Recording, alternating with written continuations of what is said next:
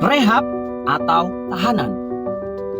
Dua-duanya sama-sama mengubah hidup, tapi bedanya yang satu menyembuhkan, yang satu menghukum.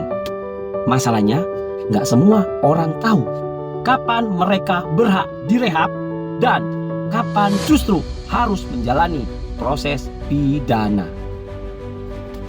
Seorang pemuda ditangkap karena ketahuan bawa sabu. Katanya dia hanya pengguna, bukan pengedar. Keluarganya panik, nggak tahu harus kemana, dan akhirnya pasrah, berharap nanti juga diselesaikan baik-baik. Padahal ya, kalau dari awal tahu jalur hukum yang tepat, dia bisa direhab, bukan di penjara. Karena hukum punya ruang bagi korban penyalahgunaan narkotika, asal tahu caranya dan waktunya bicara hukum dengan benar. Dasar hukumnya pasal 54 dan 103 Undang-Undang Nomor 35 Tahun 2009 tentang narkotika menyebutkan pecandu dan korban penyalahgunaan wajib menjalani rehabilitasi medis dan sosial. Tapi keputusan ini harus berdasarkan hasil asesmen dari tim terpadu, contohnya BNN, kepolisian, kejaksaan, dan dokter. Artinya, rehab bukan hasil negosiasi, tapi hasil asesmen dan pembuktian hukum. Kalau kamu diam aja, kamu bisa disangka pengedar.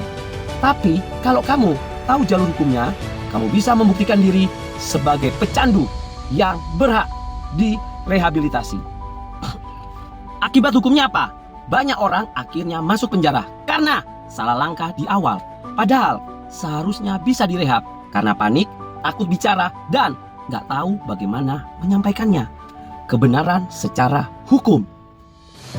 Di sisi lain, ada juga yang mencoba main aman dengan cara salah dan justru memperparah kasusnya. Solusi hukumnya bagaimana? Kalau kamu atau keluarga kamu terjerat kasus narkotika, jangan berperkara sendiri. Segera minta pendampingan advokat yang paham hukum pidana narkotika. Dan berikutnya, pastikan dilakukan asesmen resmi, bukan asumsi pribadi. Dan ingat ya, rehabilitasi bukan jalan kabur dari hukum, tapi bagian dari penegakan hukum yang adil dan manusiawi. Hukum bisa menyembuhkan, tapi juga bisa menghukum. Semua tergantung caramu melangkah di awal. Jadi, kalau kamu, temanmu, atau keluarga kamu tersandung kasus narkotika, jangan berperkara sendiri ya. Biar saya, Ricky Konsultan Hukum, bantu atur langkah hukummu dengan benar.